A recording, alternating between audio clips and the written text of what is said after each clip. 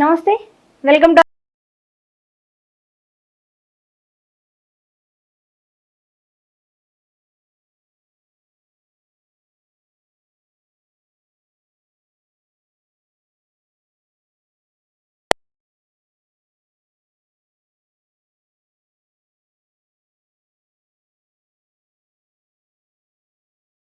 అనారోగ్య సమస్యలతో సహా ఎప్పటికప్పుడు సతమతం అవుతూనే ఉంటారు, శారీరకంగాను మానసికంగాను.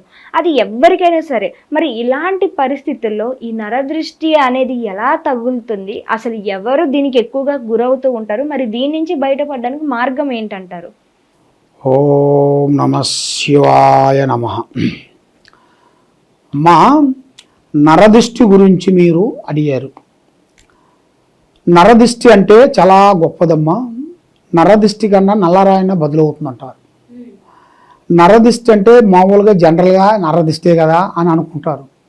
కానీ నరదిష్టి వల్ల పెద్ద పెద్ద కుబేరులే పడిపోతుంటారు, విఐపీలే పడిపోతుంటారు. కాబట్టి చాలామంది హీరోలు కానీ, రాజకీయ నాయకులు కానీ, పెద్ద పెద్ద నాయకులు దొరలు కానీ, వాళ్ళకి ఆ కన్ను దిష్టి ప్రభావం పడిందిరా అంటే మనకి కనీసంగా మనం భోజనం చేసేటప్పుడు కూడా మన మీద కన్ను దిష్టి పడితే వాంతి వచ్చేస్తుంటుంది, తల దిమ్ము వచ్చేస్తుంటుంది, గుండెల్లో ఏదో భయం భయం భయం అనిపిస్తుంటుంది. అంటే మనకి ఆ సిచ్యువేషన్ అనేది అర్థమైపోతుంటుంది. అంటే దిష్టి పడింది అని అర్థం. మరి నరదిష్టి వల్ల చాలామంది చాలా నష్టాలు జరిగినవి ఉంటాయి. 10 మంది కలిసి ఒకడి మీద నరదిష్టి పెట్టారనుకోండి, వాడు ఎంతలా కుబేరులైనా కూడా భంగం అయిపోతాడు. ఒకరి దిష్టి 10 మంది మీద ఉందనుకోండి, అది ఏం కాదు. అది ఆ విధంగా నరదిష్టి వల్ల చాలామంది చాలా ప్రజలు కూడా కొంతమందికి తెలియక ఈ నరదిష్టికి ఏమి చేయాలో వాళ్ళకి అర్థం కాక కొంతమంది ఇబ్బంది పాలైపోతుంటారు. కాబట్టి నరదిష్టి మనకు తగిలినప్పుడు, ఇప్పుడు నీకు చెప్పాను కదా, కొన్ని సంగీతంలో చెప్పాను కదా, అలాగ తగిలినప్పుడు మన ఇంట్లోకి పోవటం, ఇంటికి పోయి ఉప్పు, నిమ్మకాయ, పసుపు, కుంకుమ చేతిలో పట్టుకొని మన మీద నుంచి 9 సార్లు దిగదూర్చేసి ఆ ఉప్పుని ఎత్తబోయి అక్కడ ఇంతకుముందు అంటే మనకి పాత కాలాలంటే పొయ్యి ఉండేటి, నిప్పు పొయ్యిలు, దాంట్లో వేసేవాళ్ళం. ఇప్పుడు మనకి పొయ్యిలు ఏం లేదు కదా, అన్నీ గ్యాస్ అయినాయి. అది కాబట్టి ఒక నీళ్ళు అంటారు కదమ్మా, వాటర్ ఒక డబ్బాలో పోసేసి మన మీద నుంచి దిష్టి మొత్తం తీసుకొని దాంట్లో వేసేయాలి. దాంట్లో వేసేసి అది బయట పారపోయాలి. బయట ఆ విధంగా ఒకసారి చేయాలి. రెండోసారి వాటర్ తీసుకొని దాంట్లో పసుపు కుంకుమ వేసేసి దాంట్లో కొన్ని ఎండి మిరపకాయలు, తర్వాత దాంట్లో ఎంటికలు తొక్కు, 2-3 బొగ్గులు వేయాలి. వేసేసి మన మీద నుంచి ఎవరికి దిష్టి తగిలిందని తెలిసితో వాళ్ళ మీద నుంచి మనం తీసేసి అది వేసేస్తున్నాం. చాలామంది చూడండి అమ్మా, ఒక పిల్లలు మ్యారేజ్ అయిన వాళ్ళు ఇంట్లోకి వస్తుంటారు. వచ్చినప్పుడు వాళ్ళకి దిష్టి తీస్తుంటారు. ఎందువల్ల అంటే 10 మంది దిష్టి వాళ్ళ మీద ఉంటుంది. అందుకే వాళ్ళకి ఏం చేస్తారంటే బొగ్గు సుక్క పెడుతుంటారు, నల్లది, దిష్టి తగలకోకుండా. చిన్న పాపలకు కూడా నరదిష్టి తగలకోకుండా వాళ్ళకు కూడా బొట్టు కానీ అరికాలను కానీ నల్ల బొట్టు పెడుతుంటారు. అది దేనికంటే నరదిష్టి కన్నా నల్లరాలను బదులవుతుందంటారు. అలాగా ఆ దిష్టి ప్రభావం వల్ల అలా జరుగుతుంటుందమ్మా.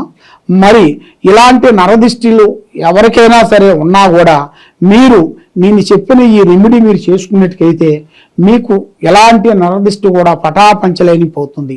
ఇక లేదు మనకి అది అన్నీ తీసినా కూడా ఇంకా ఉంది అంటే మమ్మల్ని ఒకసారి సంప్రదించినట్టుకైతే దాని గురించి అమ్మవారు పూజలో చూసి గణిత చక్రం వేసి చూసి అమ్మవారి విషయాలన్నీ నేను చెప్పగలుగుతాను. గురువుగారు, అయితే నరదృష్టి గురించి ఇంతవరకు వివరంగా చెప్పారు, బాగుంది. అయితే నరదృష్టి తగిలింది, మన మీద ఆ ప్రభావం చాలా ఎక్కువగా ఉంది, దాన్ని తప్పకుండా తీయించుకోవాలి అన్నప్పుడు దాని సూచనలు ఏమైనా ముందుగా మనకు తెలుస్తాయి? అంటే ఇలా ప్రవర్తించడం కావచ్చు, ఇలా మాట తీరు ఉండడం కావచ్చు, లేకుంటే వ్యక్తిగత జీవితాల్లో ఏమైనా మార్పులు కావచ్చు, ఏమైనా జరుగుతాయి అంటారా? ఖచ్చితంగా. ఇప్పుడు మనకి నరదిష్టి మన మీద పడిందిరా అంటే మన మైండ్ ఒక రకంగా ఉండదు. తర్వాత మన బాడీ అనుకూలంగా సహకరించదు. పండుకుంటే నిద్ర కూడా మనకు కరెక్ట్గా పట్టదు. అన్ని ఆలోచనలు, పిచ్చి పిచ్చి ఆలోచనలు, కళలు రావటం, కొన్ని కళలు వస్తుంటాయి, కొన్ని పిచ్చి పిచ్చి కళలు రావటం. తర్వాత మనకి ఏ పని అయినా కూడా ఇంట్రెస్ట్గా చేయబుద్ధి కాదు, మందం అయిపోతుంటుంది. మనం ఇవాళ కాదులే రేపు వెళ్దామని అనిపిస్తుంటుంది. అలా అనిపించిందిరా అంటే అది దిష్టి పడినట్టుగా. దానివల్ల ఏమవుతుందంటే మనం చేసే ప్రోగ్రాలు కూడా ఆ రోజు మిస్ అయిపోతుంటాయి, మళ్ళీ ఇంకో రోజు అవుతుంటుంది. అప్పుడు దానివల్ల బాసు కూడా మనల్ని చూసిన వాళ్ళు కూడా, అరే మనం చెప్పిన టయానికి రాలేదే వీళ్ళు, చెప్పిన టయానికి రాలేదే మేడం అని మన మీద వాళ్ళు మిస్అండర్స్టాండింగ్ చేసుకుంటారు. దీనివల్ల అది మనకి ఈ ప్రాబ్లం ఉందని మనకు తెలుసు, వాళ్ళకి తెలియదు కదా. అలాగా దిష్టి ప్రాబ్లం ఉన్నప్పుడు దానికి మనం సాల్వ్ చేసుకోవాలంటే మమ్మల్ని ఒక్కసారి మీరు సంప్రదించినట్టుగైతే మీకు ఏ దిష్టి తగిలింది, ఎవరు చేశారు, ఆ దిష్టిని మనం ఎలా తొలగించాలి, ఆ దిష్టి వల్ల మీ ఇంట్లో ఏమేమి నష్టాలు జరుగుతున్నాయి, ఆ దిష్టి వల్ల మీ సంసారంలో ఎలా ఇడుపాటు అవుతుంది, మరి భార్యాభర్తల మధ్యలో కొంచెం దిష్టి ప్రభావం కూడా ఎక్కువగా ఉంటుంది. మరి దిష్టి అంటే అది ఒక రకం అనేది ఉండదు, దీంట్లో 4-5 రకాల దిష్టిలు ఉంటాయి. దిష్టి చూస్తే సంపాదించారనుకోండి, సంపాదిస్తున్నాడు, కట్టలు సంపాదిస్తున్నాడు. నిన్న మొన్న మాతో దగ్గరుండి మా దగ్గర చాయ్ తాగిన వాళ్ళు, మేము కలిసిమెలిసి తిరిగిన వాళ్ళం. ఇప్పుడు చూడు పెద్ద పెద్ద కోటేశ్వరుడు అయిపోయాడు, గొప్పవాడు అయిపోయాడు, పెద్ద పెద్ద కార్లు కొన్నాడు, పెద్ద పెద్ద కంపెనీలు తీసుకున్నాడు, పెద్ద పెద్ద నడిపిస్తున్నాడని ఒక దిష్టి ప్రభావం అనేది పడుతుంది. మరి కొంతమందికి భార్యాభర్తల మధ్యలో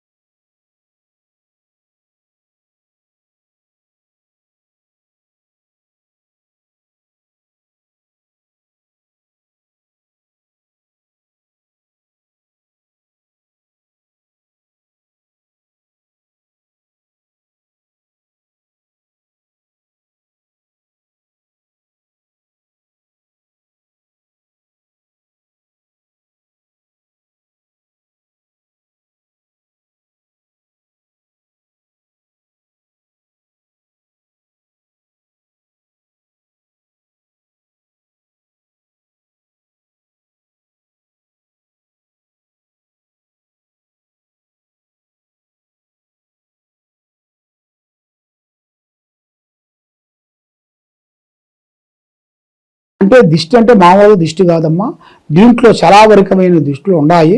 అలాంటి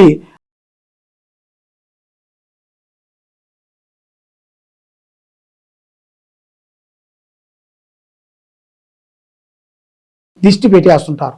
ఆ పాప పాలు దాగి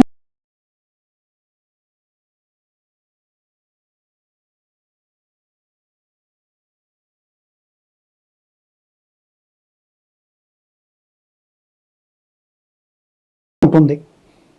స్వార్థం వల్లే కదమ్మా దిష్టి పెట్టేది.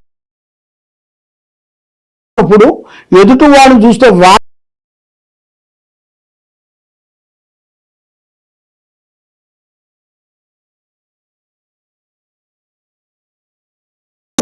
విశ్వ సూపులు ఉంటాయి. ఆ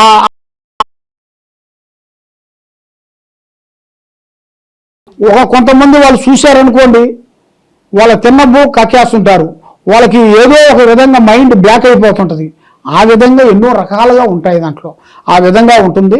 కాబట్టి ఏ సమస్య ఉన్నా కూడా మీరు తప్పకుండా మమ్మల్ని సంప్రదించినట్టుగైతే దాన్ని బట్టి ఎలా ఉంటుంది ఏమిటి అనేది చూసి అన్ని విషయాలు మేము చెప్పగలుగుతాం. చాలా చక్కగా వివరించారు గురుగారు. ఈ నరదృష్టి అంటే ఏంటి అన్న విషయానికి వస్తే ప్రతి ఒక్కరికి కూడా ఎన్నో రకాల డౌట్స్ ఉంటాయి, అవన్నీ కూడా చాలా చక్కగా వివరించారు.